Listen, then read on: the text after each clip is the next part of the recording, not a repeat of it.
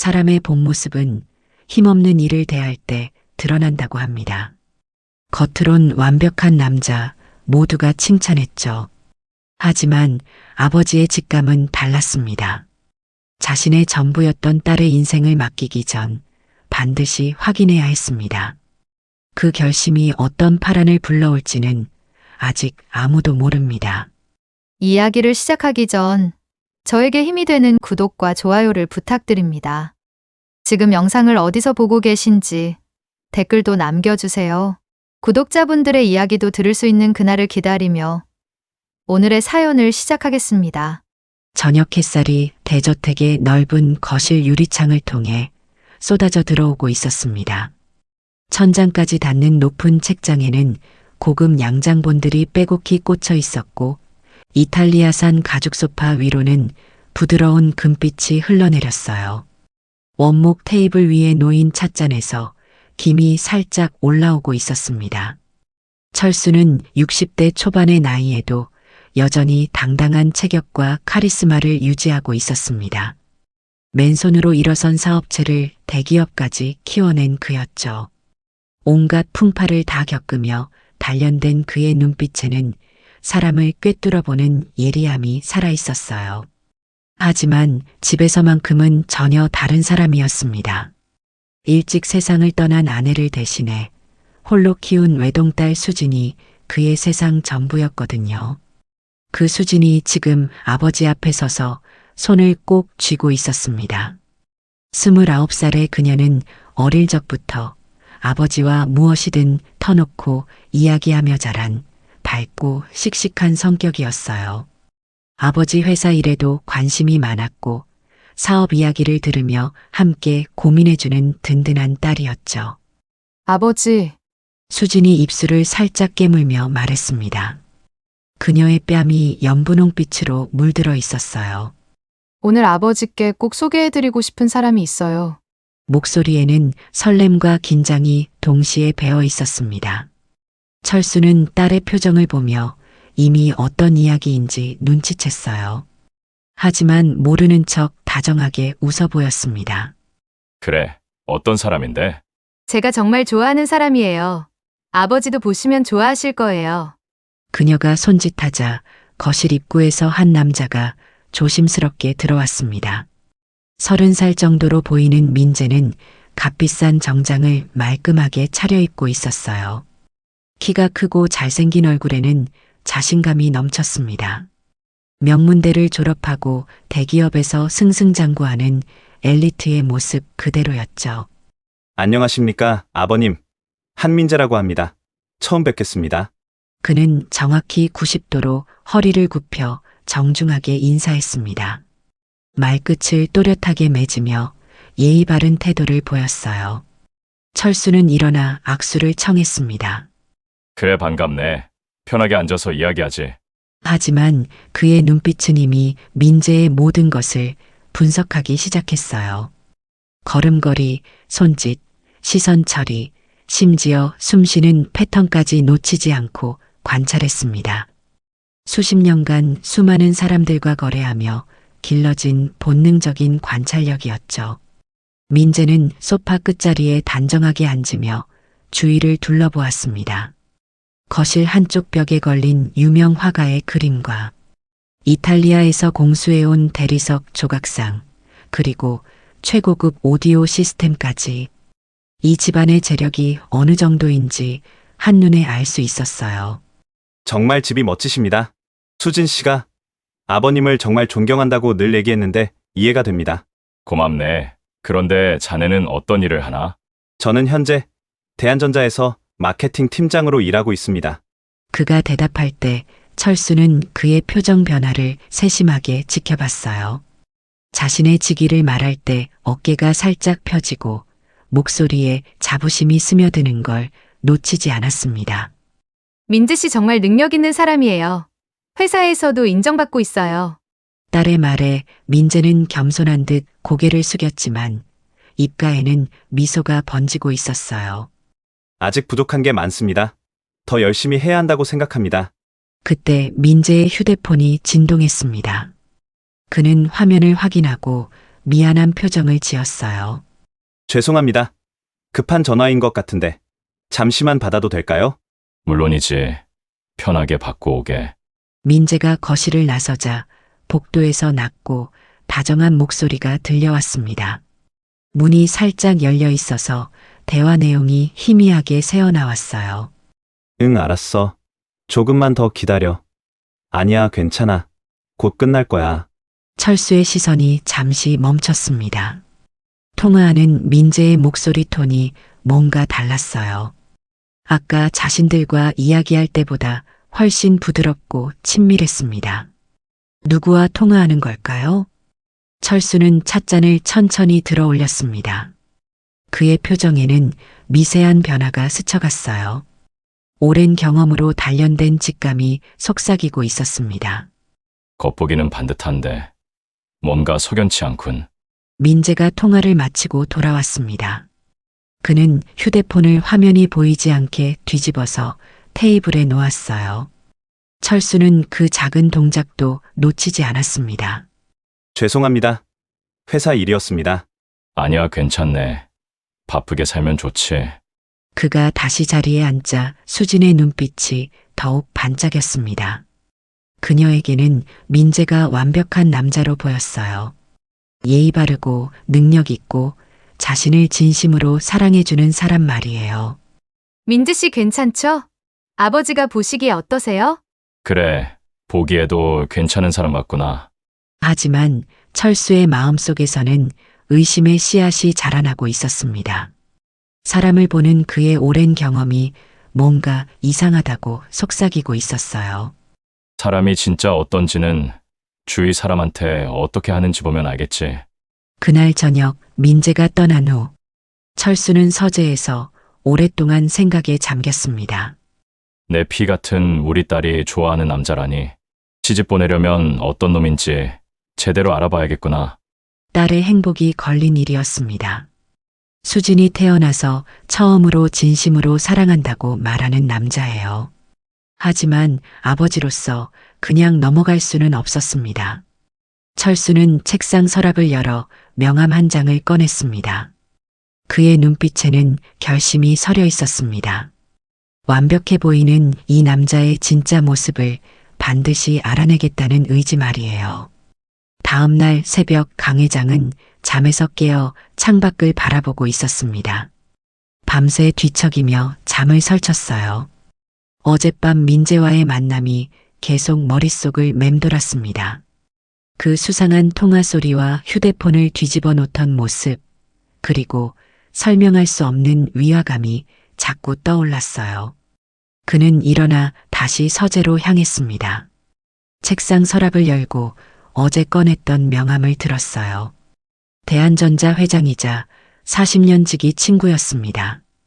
가난했던 젊은 시절 함께 꿈을 키워온 동지였죠.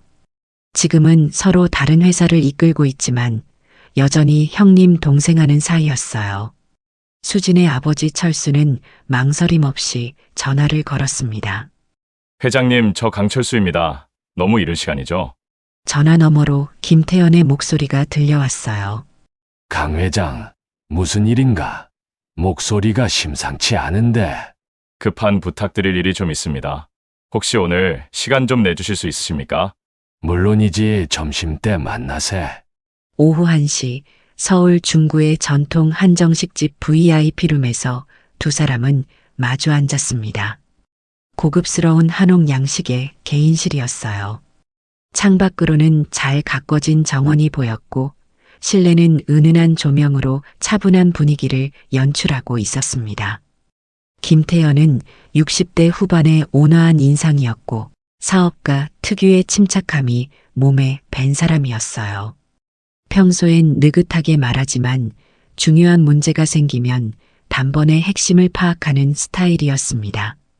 오늘도 강 회장의 표정을 보자마자 평소의 여유로운 모습을 거두고 심각하게 물었어요. 그래, 무슨 일인가? 수진의 아버지 철수는 어제 있었던 일을 차근차근 설명했습니다. 민재와의 첫 만남, 그때 들렸던 이상한 통화, 그리고 자신의 불안한 직감까지 모든 걸 털어놓았어요. 40년 친구 앞에서는 숨길 게 없었습니다. 개인적인 일로 이렇게 찾아뵙자고 해서 송구합니다. 제가 너무 예민한 걸까요, 회장님? 김 회장은 찻잔을 천천히 들어 올리며 잠시 생각에 잠겼습니다. 그도 강 회장의 직감을 잘 알고 있었어요. 지금까지 사업하면서 강 회장의 감이 틀린 적이 거의 없었거든요. 아니네. 강 회장의 딸 사랑을 내가 모르는 것도 아니고 사업적인 건 아니지만 자네의 직감은 믿을 만하지 않나. 그런데 어쩔 생각인가? 수진의 아버지 강 회장은 잠시 망설이다가 입을 열었습니다. 그래서 회장님께 부탁이 있습니다. 그래, 무슨 부탁? 저를 대한전자에 취직시켜 주십시오. 김 회장이 찻잔을 내려놓으며 놀란 표정을 지었어요. 취직, 강 회장이. 네, 청소부로 들어가려고 합니다. 순간 방안이 조용해졌습니다. 김 회장은 그를 빤히 바라보며 말이 없었어요. 그러다가 천천히 입을 열었습니다. 강 회장, 정말인가? 네, 진심입니다. 제 딸 인생을 함께할 사람인데 조금의 찜찜함도 없어야 하지 않겠습니까? 김 회장은 깊은 한숨을 내쉬었습니다. 그의 딸 사랑은 알고 있었지만 이 정도일 줄은 몰랐어요. 정말 이 방법밖에 없는 거야. 온전히 어떤 사람인지 판단하기 위해서는 다른 방법이 없어요. 평소 주위 사람한테 어떻게 하는지 봐야 제 마음이 놓일 것 같습니다. 김 회장은 오랫동안 고민하는 표정이었습니다. 혹시라도 발각되면 오히려 역효과가 날 수 있었죠. 혹시라도 들키면 어쩔 건가? 안 들킵니다. 그리고 설령 들켜도 상관없어요. 우리 수진이 평생이 걸린 일인데 제가 각오해야죠. 그의 목소리에는 확고한 결심이 배어 있었습니다. 김 회장은 오랫동안 그를 바라보다가 마지못해 고개를 끄덕였어요. 알았네. 하지만 조건이 있어. 절대 무리하지 말고 위험하다 싶으면 바로 그만두게. 고맙습니다, 회장님. 내일부터 출근할 수 있게 인사팀에 이야기해 둘 테니 새벽에 관리사무소로 오게. 이틀 후 새벽. 수진의 아버지는 자신의 드레스룸 거울 앞에 서 있었습니다. 평소 입던 명품 정장들이 가득한 옷장을 뒤로하고 그는 낡은 회색 작업복을 꺼내 들었어요. 작업복을 입고 거울을 보니 완전히 다른 사람 같았어요. 고무 장갑에 낡은 운동화까지 신으니 더욱 그랬습니다. 강 회장은 평소의 고든 자세 대신 어깨를 구부정하게 만들어 봤어요. 걸음걸이도 연습했습니다. 그는 목소리도 낮추고 억양을 넣어 말해봤어요. 쉽지 않구만. 거울 속의 모습이 정말로 평범한 60대 청소부 아저씨 같았습니다. 그는 자신의 변신에 만족했어요. 그날 저녁 수진이 아버지를 찾아왔습니다. 딸은 아버지의 표정이 평소와 다르다는 걸 눈치챘어요. 아버지, 요즘 무슨 고민 있으세요? 얼굴이 안 좋아 보여요. 강 회장은 딸의 걱정스러운 눈빛을 보며 마음이 아팠습니다. 거짓말을 하는 것이 싫었지만 아직은 말할 수 없었어요. 무슨 일은 그냥 회사 일이 좀 복잡해서 그래. 너무 무리하지 마세요. 건강이 제일 중요해요. 걱정 마라. 그보다 민재는 어떻고? 수진의 얼굴이 환해졌습니다. 정말 좋은 사람이에요. 제가 아버지 걱정된다고 하니까 무리해서 만나지 말고 아버지랑 시간 보내라고 하더라고요. 딸의 행복한 표정을 보니 강 회장의 마음이 더욱 복잡해졌어요. 과연 자신이 하는 일이 옳은 걸까요? 그래, 착한 사람이구나. 하지만 마음속으로는 걱정을 뿌리칠 수 없었습니다. 다음 날 새벽 5시 강 회장은 대한전자 건물 앞에 서 있었습니다. 50층 높이의 유리 건물이 새벽 어둠 속에서 우뚝 서 있었어요. 건물 곳곳에 불이 켜져 있어 마치 거대한 성처럼 보였습니다. 평소라면 이런 건물의 최고층 회장실에서 아침 회의를 하고 있을 그가 오늘은 맨 아래층에서 청소를 하게 될 거였어요. 묘한 기분이었습니다. 지하관리사무소에 들어가니 청소팀장이 그를 맞았습니다. 새로 오신 박만수 씨죠? 반갑습니다. 강 회장은 목소리를 낮추고 말투도 바꿔서 대답했어요. 네, 잘 부탁드립니다. 평소에 카리스마 넘치는 목소리와는 완전히 달랐습니다. 청소팀장은 그에게 청소도구가 든 수레를 건네주었어요. 처음에는 15층부터 20층까지 맡아주세요. 거기가 마케팅 부서들이 있는 곳이에요. 강 회장의 심장이 빨리 뛰기 시작했습니다. 민재가 일하는 곳이었어요. 그런데 거기 직원들이 좀 까다로운 편이에요. 특히 팀장급들은 더 그러니 심기 불편하게 하지 않도록 주의해주세요. 강 회장은 이미 뭔가 예감이 들었어요. 네, 알겠습니다. 열심히 하겠습니다. 엘리베이터를 타고 15층으로 올라가면서 강 회장은 긴장했습니다. 곧 민재를 만나게 될 거였어요. 과연 어떤 모습을 보게 될까요? 강 회장이 박만수로 위장한 지 일주일이 지났습니다. 매일 새벽 5시에 출근해서 15층부터 20층까지 청소하는 일상이 익숙해져 가고 있었어요. 하지만 민재의 진짜 모습은 여전히 베일에 쌓여 있었습니다. 회사에서 마주칠 때마다 그는 누구에게나 예의 바른 모습만 보여줬거든요. 그날도 강 회장은 평소처럼 복도를 걸레질하고 있었습니다. 오전 10시쯤 15층 남자 화장실 청소 순서가 돌아왔어요. 문을 살짝 열고 안을 확인하니 아무도 없는 것 같았습니다. 강 회장은 조심스럽게 청소도구를 들고 안으로 들어갔어요. 그런데 세면대 근처에서 물소리가 들려왔습니다. 누군가 손을 씻고 있었던 거예요. 강 회장은 뒤쪽 청소함 근처에서 조용히 걸레를 정리하며 상황을 지켜봤습니다. 세면대 앞에 선 사람은 다름 아닌 민재였어요. 그는 거울을 보며 넥타이를 매만지고 있었습니다.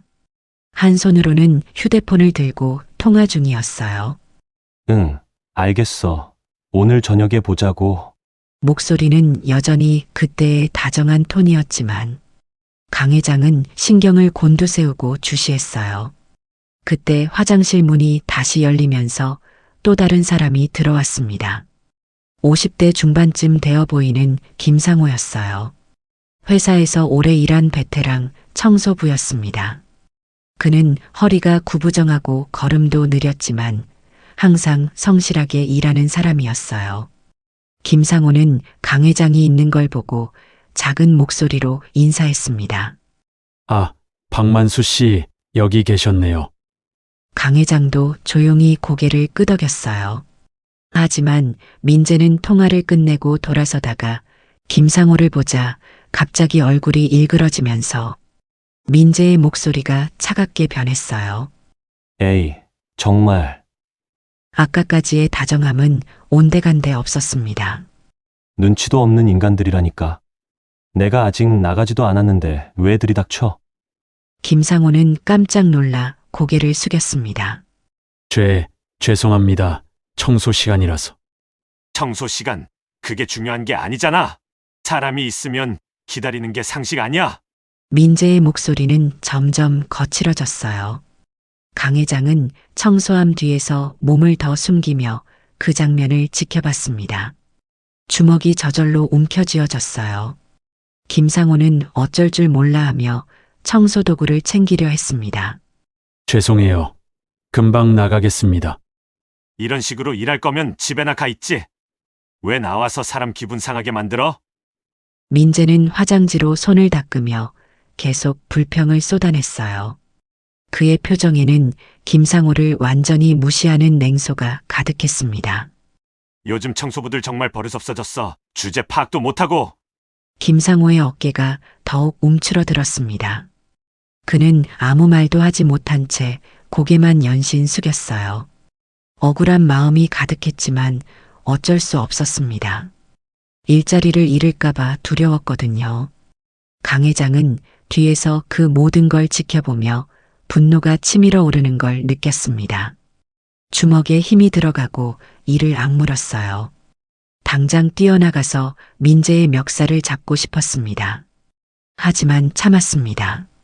아직 때가 아니라는 걸 알고 있었어요. 더 확실한 증거가 필요했습니다. 민재는 마지막으로 거울에서 자신의 모습을 확인하고는 화장실을 나갔습니다. 김상호는 한동안 그 자리에 서서 깊은 한숨을 내쉬었어요. 강 회장은 김상호에게 다가가 어깨를 두드렸습니다. 괜찮으신가요? 김상호는 쓸쓸하게 웃었어요. 뭐 이런 일이 한두 번인가요? 참고 살아야죠. 그의 목소리에는 체념이 배어 있었습니다. 강 회장의 마음이 더욱 무거워졌어요. 그날 저녁 강 회장은 집으로 돌아와 거실에 앉아 있었습니다. 하루 종일 김상호의 구부정한 어깨와 민재의 차가운 눈빛이 머릿속을 떠나지 않았어요. 수진이 부엌에서 차를 끓여 나왔습니다. 아버지 차 드세요. 오늘 많이 피곤해 보이시는데요. 강 회장은 찻잔을 받으며 딸을 바라봤습니다. 그녀의 얼굴에는 여전히 행복한 미소가 번지고 있었어요. 고맙다. 그런데 수진아, 강 회장은 잠시 망설이다가 조심스럽게 입을 열었습니다. 민재는 너한테 어떤 사람이니? 수진의 눈이 반짝였습니다. 정말 신뢰가고 좋은 사람이에요. 저한테도 그렇고 다른 사람들한테도 항상 친절하거든요.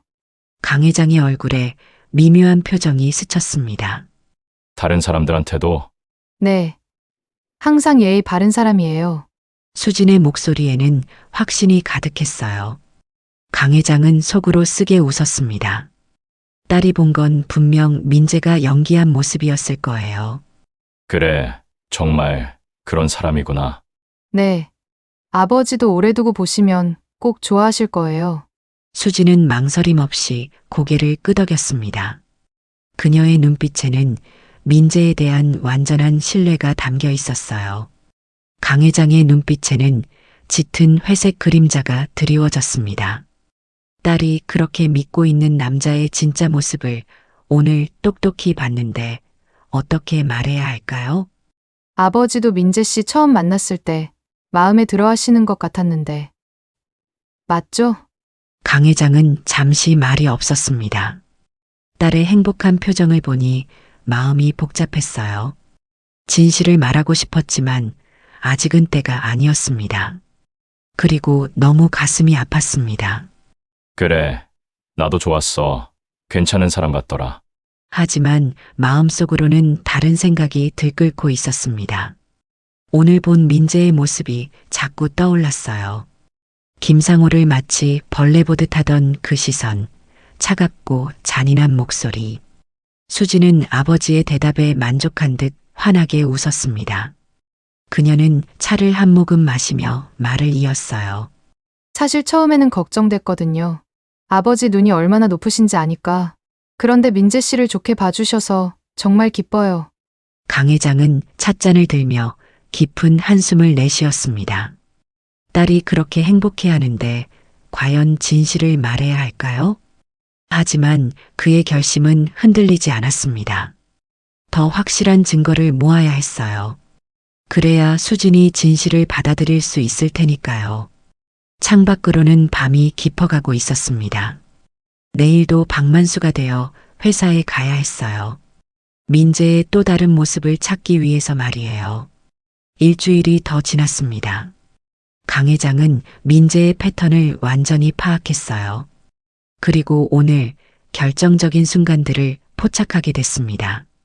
오후 8시가 넘은 늦은 저녁, 15층은 거의 비어 있었어요. 하지만 안쪽 회의실에서만 희미한 불빛이 새어나오고 있었습니다. 강 회장은 청소 수레를 조용히 밀고 그쪽으로 다가갔어요. 회의실 문틈으로 들여다보니 민재가 20대 중반의 예쁜 여직원과 너무 가까이 앉아 있었습니다. 강 회장은 놀랄 틈도 없이 직감에 의한 반사적으로 즉시 휴대폰을 꺼내 녹화를 시작했어요. 민재는 여직원의 손을 잡고 다정하게 속삭이고 있었습니다. 오늘따라 왜 이렇게 섹시해 보이는 거야? 하루 종일 흥분돼서 죽는 줄 알았다고? 여직원은 불안해하며 회사 사람들이 알까봐 걱정했지만 민재는 능청스럽게 웃으며 그녀를 달랬어요. 그리고는 주변을 살핀 후 여직원의 이마에 키스를 했습니다. 강 회장의 휴대폰이 그 결정적인 순간을 고스란히 담아냈어요. 바람피는 현장이 선명하게 녹화됐습니다. 두 사람이 회의실에서 나오자 강 회장은 재빨리 몸을 숨겼어요. 그리고 딸의 얼굴이 떠올라 미칠 듯한 분노가 차올랐습니다. 당장이라도 달려가서 귓방망이를 갈기고 싶었지만 나중에 한 번에 모두 밝히리라 다짐하며 참고 또 참았습니다. 며칠 후 점심시간 강 회장은 15층 휴게실 근처를 청소하고 있었습니다. 그때 휴게실에서 민재의 목소리가 들려왔어요. 강 회장은 주머니에서 작은 녹음기를 꺼내 켰습니다. 민재가 동료들과 커피를 마시며 자신의 직속 상사인 부장을 조롱하고 있었어요. 허수아비라고 비하하고 구시대적 사고방식이라며 무시했습니다. 자신이 없으면 부장은 아무것도 할 수 없다고 거만하게 떠들어댔어요. 녹음기가 그 모든 발언들을 또렷하게 담고 있었습니다. 평소 부장님 앞에서는 공손하게 굴면서 뒤에서는 이런 식으로 험담하는 이중적인 모습이었어요. 그때 민재의 휴대폰이 울렸습니다. 거래처에서 온 전화였어요. 민재는 동료들에게서 조금 떨어진 곳으로 이동해 통화를 시작했습니다. 강 회장은 녹음기를 켠 채로 더 가까이 다가갔어요. 민재가 리베이트를 처리했다고 보고하고 회사 감사팀은 별로 깐깐하지 않으니 문제없다고 말하는 소리가 선명하게 들렸습니다. 금액이 큰 편이지만 큰 프로젝트라 괜찮다며 태연하게 말하고 있었어요. 모든 대화가 녹음기에 생생하게 기록됐습니다. 명백한 비리 증거였어요. 통화가 끝나자 민재는 다시 동료들에게 돌아가 태연하게 다른 이야기를 시작했습니다. 마치 방금 전 그런 대화를 한 적이 없다는 듯이 말이에요. 그의 자연스러운 이중성이 오히려 더 섬뜩했습니다.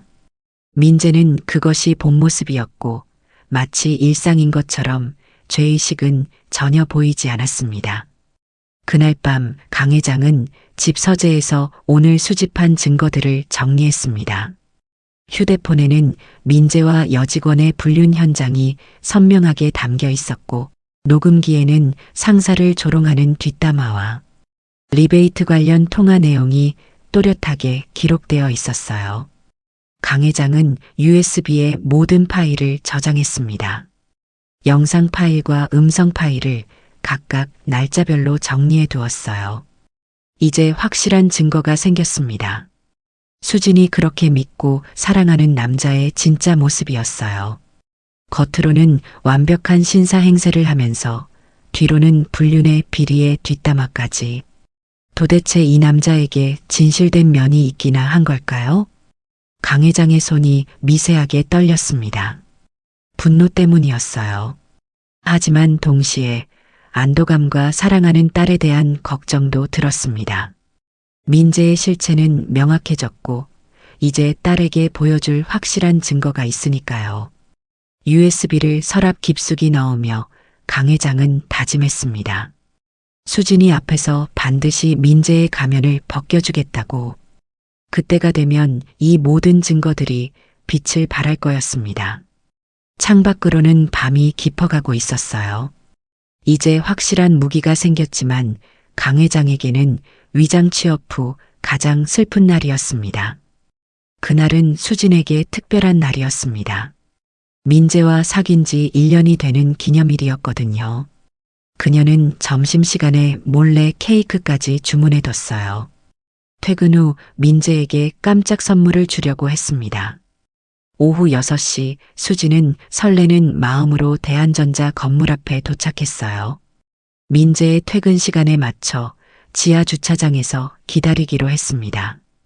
손에는 예쁘게 포장된 케이크 상자를 들고 있었어요. 지하 주차장 한쪽 기둥 뒤에서 민재의 차를 기다리고 있던 수진은 멀리서 익숙한 목소리를 들었습니다. 민재의 목소리였어요. 하지만 평소와는 뭔가 달랐습니다. 수진이 조심스럽게 고개를 내밀어 보니 민재가 한 직원과 함께 서 있었어요. 20대 초반으로 보이는 신입사원이었습니다. 그 직원은 손에 서류 뭉치를 들고 있었고 얼굴이 새하얗게 질려 있었어요. 민재는 그 서류를 받아보더니 거칠게 내던졌습니다. 종이들이 바닥에 흩어졌고 수진의 몸은 그 자리에서 얼음처럼 굳어졌습니다. 눈앞의 모습이 믿어지지 않았어요. 민재의 표정이 그녀가 아는 그 다정한 모습과는 완전히 달랐거든요. 신입사원은 급하게 바닥에 무릎을 꿇고 흩어진 서류를 주워 담았습니다. 손이 떨리고 있었어요. 민재는 그 모습을 내려다보며 차가운 눈빛으로 뭔가를 말하고 있었습니다. 수지는 더 가까이 가고 싶었지만 발이 움직여지지 않았어요. 마치 다른 사람을 보는 것 같았습니다. 자신에게 늘 따뜻하고 젠틀했던 그 사람이 맞나 싶었어요. 신입사원이 서류를 다 주워 담고 일어서자 민재는 등을 돌렸습니다. 한마디 더 던지고는 자신의 차 쪽으로 걸어갔어요. 신입사원은 그 자리에서 한동안 서 있다가 고개를 숙인 채 계단 쪽으로 사라졌습니다. 수진의 심장이 빨리 뛰기 시작했어요. 손에 든 케이크 상자가 갑자기 무거워졌습니다. 뭔가 잘못 본 게 아닐까 싶어서 눈을 비비기도 했어요. 민재는 차에 타서 시동을 걸고 있었습니다. 수진은 재빨리 기둥 뒤로 몸을 숨겼어요. 민재의 차가 지나가는 소리가 들렸습니다. 머릿속이 복잡했던 수진은 한동안 그 자리에 서 있었어요. 방금 본 게 정말 민재가 맞나 싶었거든요. 하지만 곧 고개를 저었습니다. 아니야. 분명 무슨 일이 있었을 거야. 수진은 스스로를 달랬어요. 민재가 평소 얼마나 다정한지 잘 알고 있었거든요. 분명 그 신입사원이 큰 실수를 했거나 민재가 그날 특별히 힘든 일이 있었을 거라고 생각했습니다. 누구나 힘들 때는 예민해질 수 있는 거잖아. 수지는 애써 미소를 지었습니다. 케이크 상자를 다시 꽉 잡고 지상으로 올라왔습니다. 민재에게 전화를 걸어야겠다고 생각했어요. 오늘은 특별한 날인데 이상한 생각은 하지 말자고 다짐했습니다. 하지만 엘리베이터 안에서도 계속 그 장면이 떠올랐어요. 민재의 차가운 표정, 서류를 내던지는 모습, 무릎 꿇고 종이를 줍는 신입사원의 떨리는 손. 수지는 고개를 흔들었습니다. 그냥 내가 잘못 본 거야. 아니면 각도 때문에 다르게 보였을 수도 있고. 그렇게 스스로를 설득하려 했지만 마음 한구석에는 작은 가시 같은 게 박혀 있었어요. 한편 멀리서 이 모든 장면을 지켜보고 있던 사람이 있었습니다. 박만수로 위장한 강 회장이었어요. 그는 건물 청소를 마치고 나오던 길에 우연히 그 상황을 목격했습니다. 강 회장은 딸이 충격받는 모습을 보며 마음이 아팠어요. 하지만 동시에 조급함도 느꼈습니다. 수진이 직접 민재의 다른 면을 봤는데도 스스로 합리화하고 있었거든요. 딸이 민재를 너무 사랑하고 있었어요. 그래서 보고 싶지 않은 건 보지 않으려 하고 믿고 싶지 않은 건 믿지 않으려 했습니다. 사랑에 눈이 먼 상태였어요. 강 회장은 주먹을 꽉 쥐었습니다. 언제까지 이렇게 기다려야 할까요? 딸이 더 큰 상처를 받기 전에 진실을 말해야 하는 건 아닐까요? 하지만 지금 말한다고 해서 수진이 믿을까요? 아마 아버지가 민재를 질투한다거나 과보호한다고 생각할 수도 있었어요. 수진은 집으로 돌아가는 길에 결국 민재에게 전화를 걸었어요. 여보세요. 민재 씨. 오늘 우리 기념일인데 알고 있어요? 민재의 목소리는 평소처럼 다정했습니다. 아, 맞다. 미안해. 회사 일이 좀 복잡해서 깜빡했어. 지금 가도 될까? 수지는 안도했어요. 역시 자신이 너무 예민하게 생각했나 보다 싶었습니다. 네, 좋아요. 케이크도 준비했어요. 고마워. 수진아, 금방 갈게. 통화를 끝내고 수지는 웃었습니다. 하지만 그 웃음 뒤에는 여전히 작은 의문이 숨어 있었어요. 주차장에서 본 그 모습이 완전히 지워지지는 않았거든요. 그날 밤 민재가 찾아왔을 때 그는 평소보다 더 다정했어요. 케이크를 보며 감동했다고 말하고 수진을 꽉 안아주기도 했습니다. 기념일이라며 예쁜 목걸이도 선물해줬어요. 수진은 행복했습니다. 역시 자신이 잘못 본 거라고 확신했어요.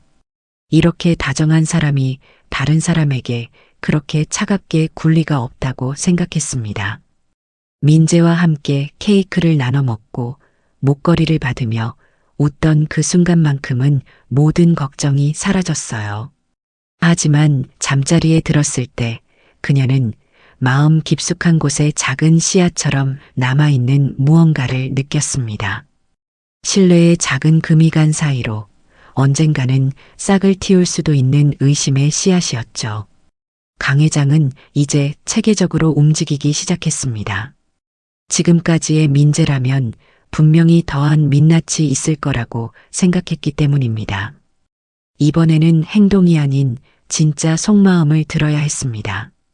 강 회장의 오랜 비서인 차 과장은 40대 중반의 능력 있는 여성이었습니다.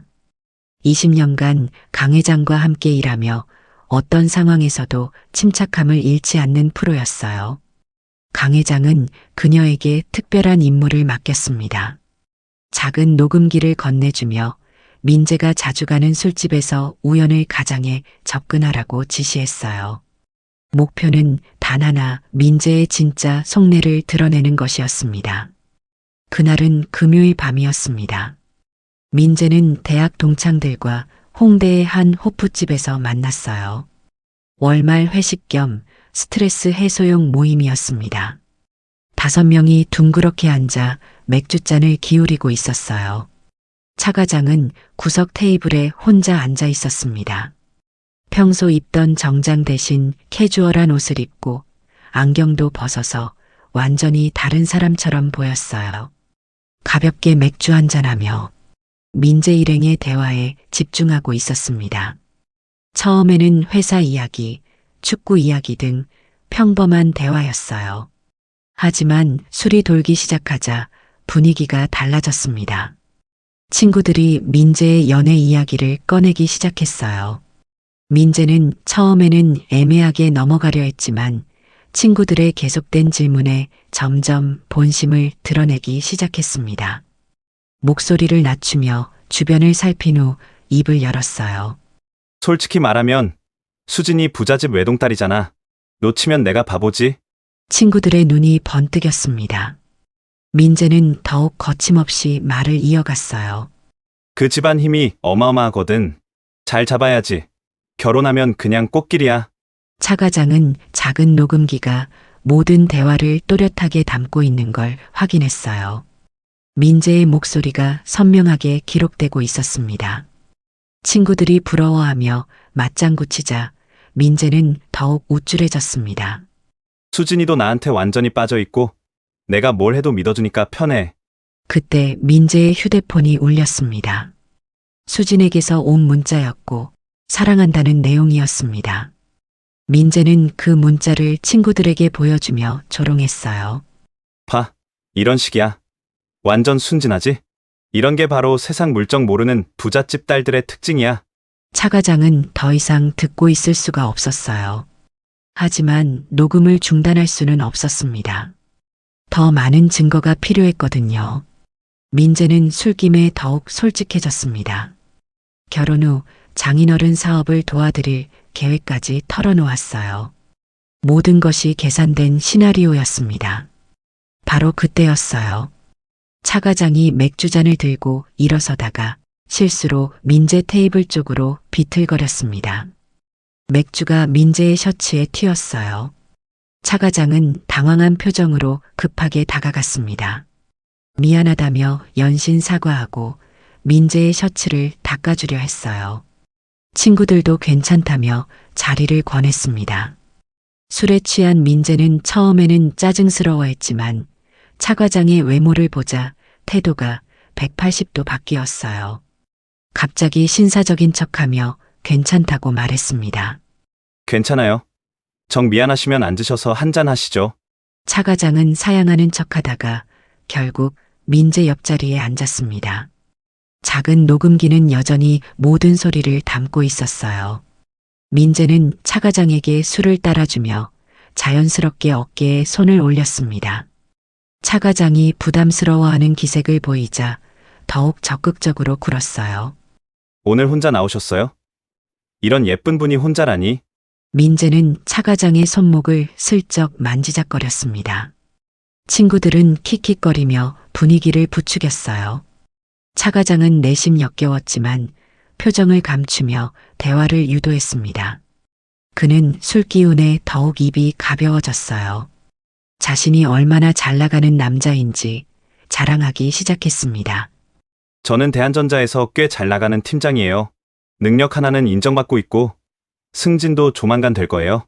민재가 차 과장의 허리에 손을 두르며 말했어요. 차 과장은 몸을 살짝 피했지만 민재는 더욱 끈질기게 달라붙었습니다. 모든 상황이 녹음기에 생생하게 담기고 있었어요. 수진이 있으면서도 다른 여자에게 추궁거리는 민재의 모습까지 말이에요. 차 과장은 충분한 증거를 확보했다고 판단하고 화장실에 간다는 핑계로 자리를 떴습니다. 그리고는 조용히 호프집을 빠져나왔어요. 그날 밤 늦게 강 회장은 서재에서 녹음 파일을 들었습니다. 민재의 목소리가 스피커를 통해 또렷하게 흘러나왔어요. 강 회장은 녹음을 다 듣고 나서 깊게 숨을 내쉬었습니다. 이제 충분했어요. 더 이상 기다릴 이유가 없었습니다. 이제 수진이에게 보여줄 때가 왔구나. 민재라는 인간은 수진에 대한 사랑 따위는 처음부터 없었던 겁니다. 오직 돈과 권력에 대한 욕심뿐이었어요. 민재 자신의 입으로 털어놓은 진짜 속마음이었습니다. 창밖으로는 새벽이 밝아오고 있었어요. 하지만 강 회장의 마음은 더욱 어두워졌습니다.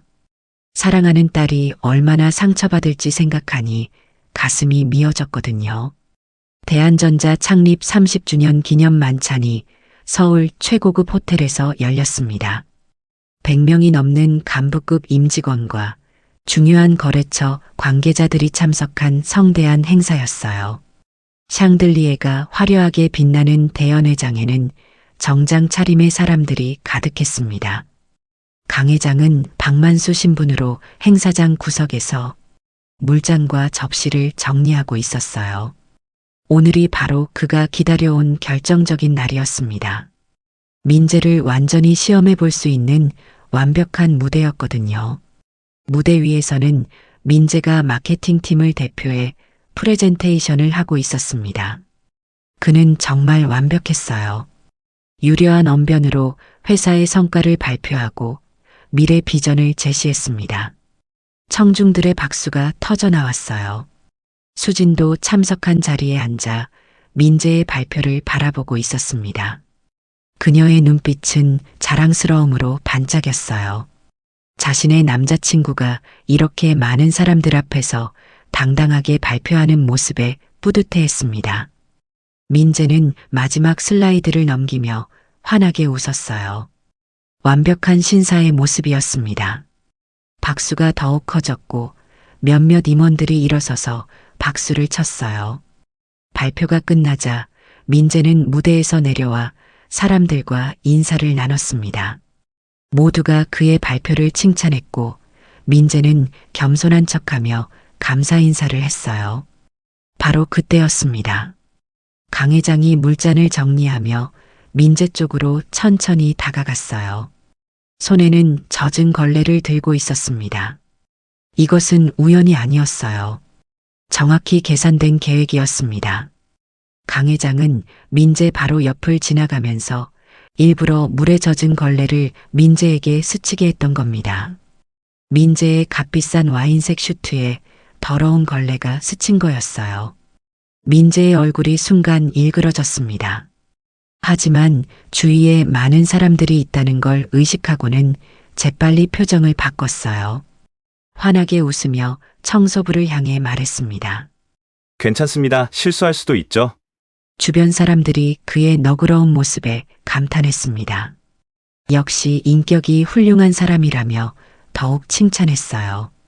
민재는 그 칭찬을 들으며 더욱 겸손한 척했습니다. 하지만 사람들의 시선이 다른 곳으로 향하자 상황이 완전히 바뀌었습니다. 민재의 얼굴이 순간 일그러졌어요.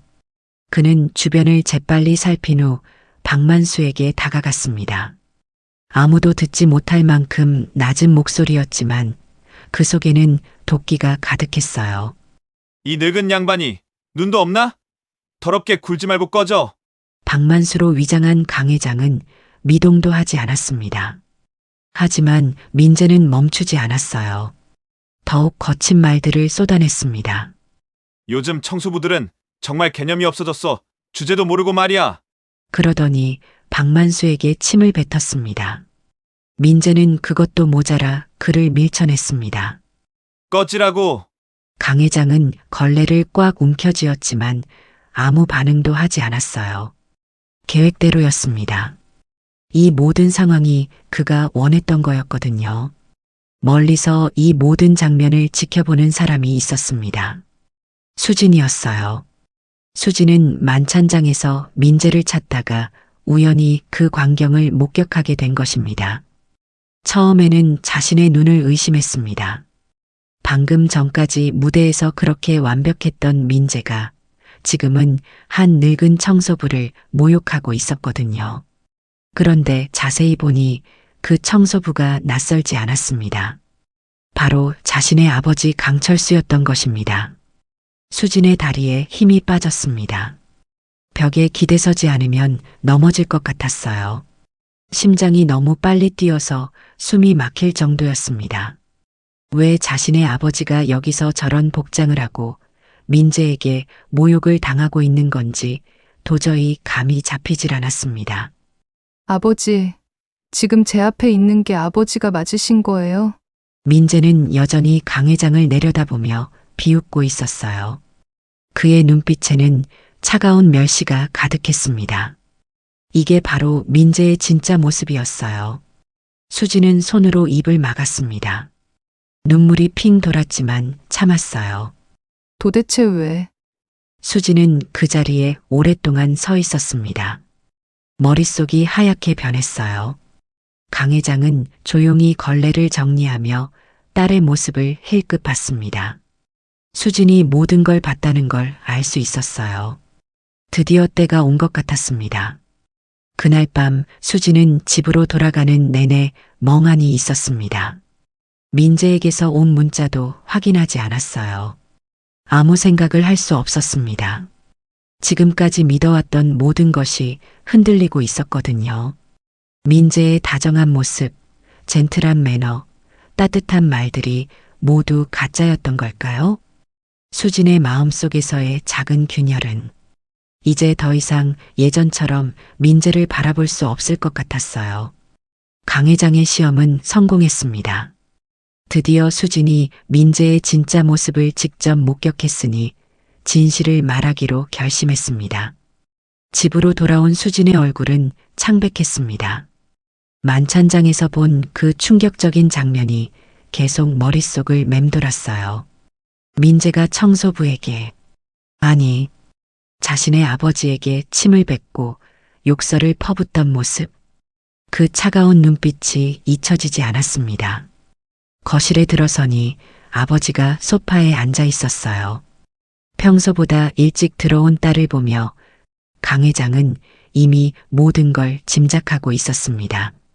수지는 아버지 앞에 서서 떨리는 목소리로 물었어요. 아버지 왜 그런 일을 하신 거예요? 강 회장은 조용히 고개를 들었습니다. 무슨 이야기인지 알겠구나. 청소부로까지 위장하면서 도대체 왜요? 그녀의 목소리에는 혼란과 분노가 섞여 있었어요. 아버지가 자신을 속이고 그런 일을 했다는 사실이 믿어지지 않았습니다. 강 회장은 말없이 서재로 향했습니다. 그리고 책상 서랍에서 USB와 작은 수첩을 꺼내왔어요. 앉아라. 수진이니가 알아야 할 것들이 있다. 수지는 떨리는 다리로 소파에 앉았습니다. 강 회장은 노트북을 켜고 USB를 꽂았어요. 화면에 폴더들이 나타났고 첫 번째 파일이 재생됐습니다. 수진의 얼굴이 하얗게 변했습니다. 이게 뭐예요? 네가 사랑한다는 그 사람의 진짜 모습이다. 두 번째 파일은 휴게실에서 녹음된 음성이었어요. 수진의 손이 떨리기 시작했어요. 아니에요. 이건 뭔가 오해가 있을 거예요. 하지만 강 회장은 멈추지 않았습니다. 세 번째 파일을 재생했어요. 수지는 배신감에 입술이 파르르 떨렸습니다. 눈물은 주체할 수 없이 쏟아지고 있었어요. 거짓말이에요. 민재가 그런 말을 할 리 없어요. 마지막 파일은 차 과장이 녹음한 것이었어요. 민재가 다른 여자에게 스킨십을 시도하며 자신을 자랑하는 모습이 담겨 있었습니다. 수지는 더 이상 견딜 수 없었어요. 믿기지 않는 이 상황에서 자신이 너무 바보 같았습니다. 아버지는 왜 이런 걸 저한테 보여주시는 거예요? 강 회장은 딸의 어깨에 손을 올렸습니다. 사람의 본성은 약자를 대하는 태도에서 드러난단다. 내 소중한 딸이 사랑하는 사람의 본 모습은 여기에 다 있어. 그런데 이 아비가 어찌 모른 척 할 수 있겠니? 수지는 얼굴을 두 손으로 가렸어요. 지금까지 믿어왔던 모든 게 무너지고 있었습니다. 제가 정말 바보였나요? 수진이 네가 바보라서가 아니야. 너는 순수했을 뿐이고 그놈은 그런 널 이용하려 했던 거지. 이제 진실을 알았으니 힘들겠지만 결심을 해야 하지 않겠니? 수지는 고개를 들었어요. 눈물로 범벅된 얼굴이었지만 그 눈빛에는 뭔가 달라진 게 있었습니다. 아버지가 이 모든 증거를 모으신 거예요. 그래. 처음 본 날 아버지는 민재가 왠지 석연치 않았었어. 사랑하는 내 딸이 혹시 모를 상처를 받기 전에 막고 싶었던 거야. 수지는 잠시 침묵했습니다. 그리고는 눈물을 닦으며 단호하게 말했어요. 아버지, 제가 끝내겠습니다. 이 모든 걸 정리하는 것도, 그 사람과 헤어지는 것도. 그녀의 목소리에는 확고한 결심이 배어 있었어요. 제가 직접 해야 해요. 제가 속았으니까 제가 마무리해야죠. 강 회장은 딸의 달라진 모습을 보며 놀랐습니다. 눈물을 흘리던 연약한 모습에서 이제는 단단하고 결연한 여성으로 변해 있었어요. 어떻게 할 생각이냐?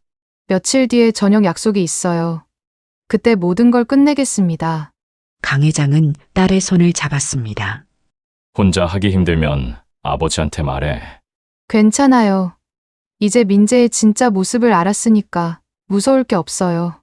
그녀는 노트북 화면을 다시 봤습니다. 민재의 추악한 모습들이 여전히 재생되고 있었어요. 이 증거들 다른 사람들도 볼 수 있게 해주세요. 저만 속은 게 아니라 회사 사람들, 그리고 또 다른 피해자가 생길 수 있잖아요. 강 회장은 딸의 성숙한 판단에 감동받았어요. 상처받은 개인의 복수가 아니라 더 큰 정의를 위한 결정이었습니다. 그날 밤 수지는 민재에게 문자를 보냈어요. 며칠 뒤에 저녁 약속 장소, 내가 예약해도 되죠? 근사한 곳으로 해둘게요. 민재에게 곧바로 답장이 왔습니다. 근사한 곳? 그럼 그날은 수진이에게 특별한 날이 될 수 있도록 내가 만들어주게. 수지는 그 문자를 보며 쓸쓸하게 웃었어요. 아마 민재는 드디어 프로포즈할 기회가 왔다고 생각할 거였습니다. 하지만 그날은 민재에게 최악의 날이 될 거였어요. 모든 가면이 벗겨지고 모든 거짓이 폭로되는 날이 될 테니까요. 강 회장은 딸의 모습을 보며 안도했습니다. 이제 수지는 혼자서도 충분히 강했어요. 진실을 마주할 용기도 옳은 선택을 할 판단력도 있었습니다. 내일이면 모든 게 끝날 거였어요. 그리고 새로운 시작이 될 거였습니다. 수진이 선택한 레스토랑은 서울에서 가장 고급스러운 곳 중 하나였습니다. 높은 천장과 샹들리에 그리고 도시 전경이 한눈에 보이는 통유리창이 인상적이었어요. 민재는 수진이 이런 곳을 예약했다는 사실에 놀라면서도 기뻐했습니다. 드디어 프로포즈하기에 완벽한 무대가 마련됐다고 생각했거든요. 하지만 민재는 몰랐어요. 이곳이 수진의 아버지가 소유한 레스토랑이라는 사실을. 그리고 오늘 밤 이곳에서 자신의 모든 가면이 벗겨질 거라는 사실도 말이에요. 테이블 위에는 붉은 장미 한 다발이 우아하게 놓여 있었고 민재의 주머니 안에는 다이아몬드 반지가 들어 있었어요. 그는 거울에 비친 자신의 모습을 점검했습니다. 완벽한 헤어스타일에 값비싼 정장, 그리고 자신감 넘치는 미소까지. 수진이 들어왔을 때 민재는 신사적으로 의자를 빼주었습니다. 하지만 수진의 표정은 평소와 달랐어요. 차갑고 단단한 무언가가 그녀의 눈빛에 서려 있었습니다. 민재는 그 변화를 눈치채지 못했어요. 자신만의 계획에만 몰두하고 있었거든요. 코스 요리가 나오는 동안 그는 평소처럼 수진과 대화를 나누려 했지만 수진은 대답이 짧았어요. 오늘 왜 이렇게 조용해? 민재가 물어봤지만 수진은 그저 별일 없어요라고만 답했습니다. 민재는 긴장 때문이라고 생각했어요. 곧 인생에서 가장 중요한 순간이 올 거라고 여겼거든요. 식사를 마친 후 그는 마침내 무릎을 꿇었습니다. 주변 테이블의 시선이 모두 이쪽으로 쏠렸어요. 반지 상자를 열며 민재는 환하게 웃었습니다. 다이아몬드가 조명에 반사되어 찬란하게 빛났어요. 수진아, 나랑 결혼해줘. 레스토랑 안이 조용해졌습니다. 다른 손님들도 숨을 죽이며 이 로맨틱한 순간을 지켜봤어요. 민재는 승리한 듯한 표정으로 수진의 대답을 기다렸습니다. 하지만 수진은 차갑게 고개를 저었습니다. 아니, 난 받아줄 수 없어. 레스토랑 안이 술렁이기 시작했어요. 이럴 리가 없다는 표정의 민재, 그리고 당황한 다른 손님들. 바로 그때 건너편 테이블에서 한 여자가 벌떡 일어났습니다. 20대 중반의 여직원, 바로 민재와 불륜 관계에 있던 그 여자였어요. 그녀는 수진의 연락으로 처음부터 레스토랑에서 기다리고 있었던 겁니다. 얼굴은 분노로 일그러져 있었어요. 이 나쁜 놈! 다른 여자한테 프로포즈하면서 나랑은 뭐냐고! 민재를 향해 곧장 달려와 그의 머리채를 잡았습니다. 레스토랑 안이 순식간에 아수라장이 됐습니다. 손님들의 숟가락이 멈췄고 웅성거림이 번져나갔어요. 민재는 당황해서 여직원을 떼어내려 했습니다. 그 순간 레스토랑 천장에서 대형 스크린이 내려오기 시작했습니다. 수진이 미리 준비해둔 것이었어요. 사람들이 모두 주목한 가운데 스크린에 첫 번째 영상이 나타났어요. 회의실에서 민재와 여직원이 손을 잡고 키스하는 장면이었습니다. 선명한 화질의 또렷한 음성까지 누가 봐도 불륜의 현장이었어요. 민재의 얼굴이 하얗게 질렸습니다. 여직원도 스크린을 보며 당황했지만 영상은 계속됐습니다. 두 번째로는 휴게실에서 녹음된 음성이 흘러나왔어요. 민재가 상사를 허수아비라고 비하하고 불법 리베이트를 처리했다고 말하는 내용이었습니다. 손님들이 웅성거리기 시작했어요. 세 번째는 호프집에서의 결정적인 녹음이었어요. 수진이 부잣집 외동딸이잖아. 놓치면 내가 바보지. 그 집안 힘이 어마어마하거든. 잘 잡아서 출세해야지. 수진이도 나한테 완전히 빠져있고 내가 뭘 해도 믿어주니까 편해. 민재의 목소리가 레스토랑 전체에 울려 퍼졌습니다. 레스토랑 스피커를 통해 민재의 음성이 또렷하게 들려왔어요.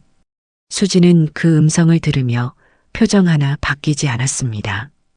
이미 다 알고 있던 내용이었거든요. 마지막으로는 차과장이 녹음한 장면이 나왔어요. 민재가 다른 여자에게 스킨십을 시도하며 자신을 자랑하는 모습이었습니다. 민재는 얼굴이 사색이 되어 벌떡 일어났습니다. 이건 뭔가 잘못됐습니다. 사실이 아니에요. 하지만 아무도 그의 말을 믿지 않았어요. 너무나 선명하고 생생한 증거들이었기 때문이었죠.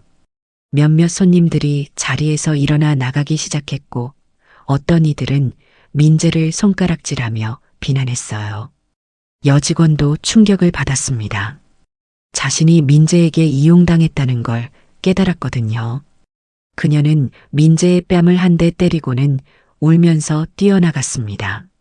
민재는 혼란스러워하며 수진을 바라봤어요. 하지만 수진은 조용히 자리에서 일어났습니다. 민재는 다급하게 그녀의 팔을 잡으려 했지만 수진은 뿌리쳤습니다. 이제 다 끝났어요. 건드리지 마세요. 수진은 민재를 마지막으로 한번 바라봤습니다. 그 시선에는 분노도 슬픔도 없었어요. 그저 완전한 실망과 차가운 결별만 있을 뿐이었습니다. 민재는 그제야 모든 게 끝났다는 걸 깨달았어요.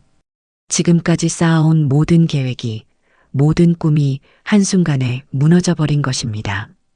레스토랑 안의 사람들은 민재를 바라보며 수군댔어요. 누군가는 경멸하는 눈빛으로, 누군가는 동정하는 표정으로. 하지만 대부분은 그의 추락을 구경거리로 여기고 있었습니다. 스크린은 여전히 켜져 있었고 증거 영상들이 반복 재생되고 있었어요. 민재의 모든 거짓과 위선이 백일화에 드러난 순간이었습니다. 수지는 레스토랑을 나서며 깊게 숨을 들이쉬었습니다. 드디어 해방된 기분이었어요. 오랫동안 자신을 속박했던 거짓 사랑에서 벗어날 수 있었습니다. 민재는 여전히 그 자리에 있었어요. 무릎을 꿇은 채로 손에는 아무도 받지 않은 반지를 들고 그는 자신이 얼마나 철저하게 몰락했는지 아직 실감하지 못하고 있었습니다. 이 모든 상황이 완벽하게 계획된 것이었다는 사실도 자신이 수진의 아버지 소유의 레스토랑에서 무너지고 있다는 사실도 그는 전혀 모르고 있었어요. 레스토랑 안은 여전히 술렁였습니다. 스크린에는 민재의 거짓된 모습들이 반복되고 있었고 손님들의 표정은 혐오와 놀람으로 얼룩졌습니다. 민재는 무릎 꿇은 채 반지를 쥔 손이 파르르 떨렸습니다. 귀까지 달아올라 있었고 눈동자는 갈 곳을 잃은 듯 심하게 흔들렸어요. 그 순간 구석문이 열리며 낡은 청소복 차림의 사내가 들어왔습니다. 그의 발자국 소리가 유난히 크게 들려 사람들의 시선이 일제히 따라갔습니다. 민재는 얼굴이 하얗게 질리더니 본능적으로 중얼거렸습니다. 뭐야? 저 영감이 여기를 왜 온 거야? 두리번거리는 민재 앞에 서서 철수는 모자를 벗었습니다. 거칠게 주름진 얼굴, 그러나 흔들림 없는 눈빛이 드러났습니다. 순간 웅성거리던 홀 안이 조용해졌습니다. 민재야, 내가 누군지 알아보겠니? 네가 그토록 무시하고 짓밟던 그 청소부, 바로 나다. 순간 민재의 몸이 뒤로 덜컥 넘어갔습니다. 그는 허겁지겁 손을 내저으며 변명을 늘어놓기 시작했어요. 아버님, 저는 그런 뜻이 아니었습니다. 철수는 고개를 저으며 짧고 단호하게 잘랐습니다. 그만해라. 넌 이미 너의 모든 인성을 다 보여줬어. 변명하려고 애쓰지 마라. 그 말과 동시에 출입문이 또 열렸습니다. 경찰 2명이 영장을 들고 들어왔고 그 뒤로 대한전자의 간부들이 들어섰습니다.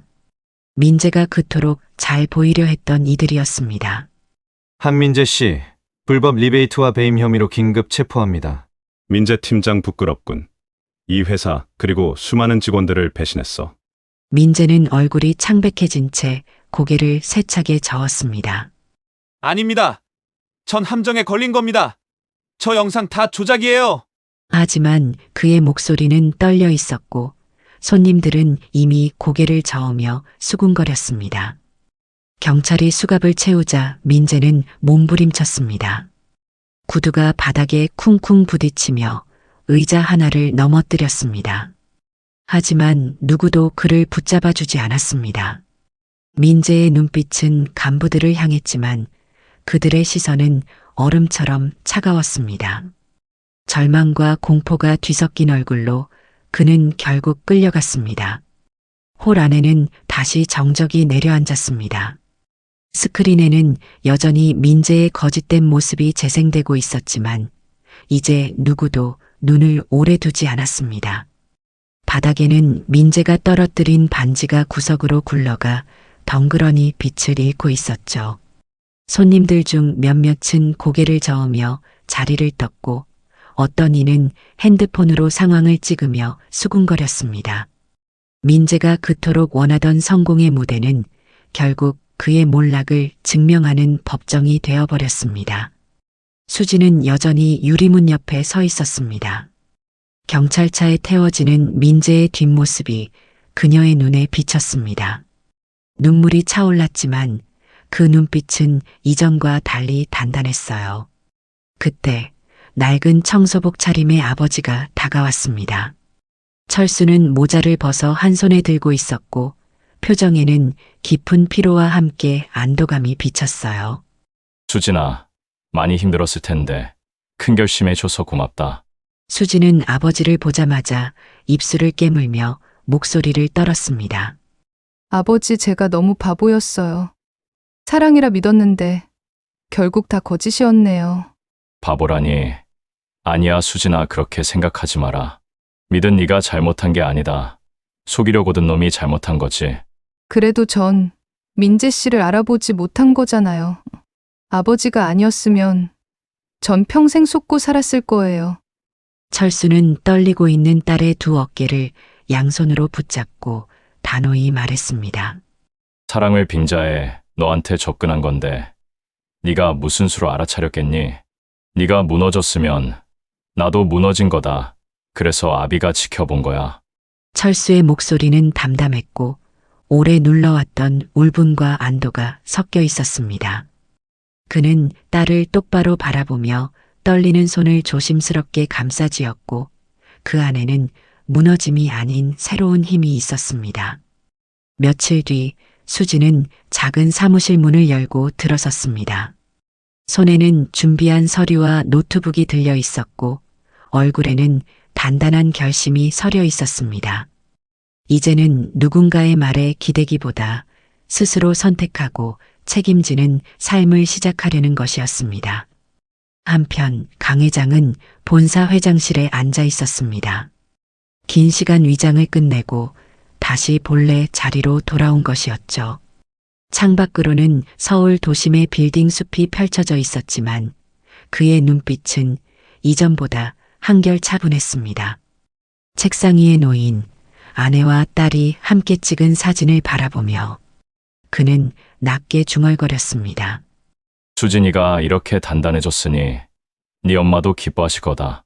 서류를 넘기는 손길은 여전히 바쁘지만 그의 마음은 훨씬 가벼웠습니다. 아버지와 딸은 각자의 자리에서 다시 하루를 시작했지만 서로의 마음은 더 단단히 이어져 있었습니다. 겉모습은 얼마든지 꾸밀 수 있지만 마음은 숨길 수 없습니다. 사람의 진짜 모습은 결국 드러나게 마련이지요. 상처가 남더라도 다시 일어서는 힘은 우리 안에 있습니다. 그 용기를 잃지 않는다면 누구든 새로운 길을 걸어갈 수 있습니다. 이렇게 오늘의 사연을 마칩니다. 여러분의 사연도 함께하는 그날을 위해 구독과 좋아요를 눌러주세요. 감사합니다.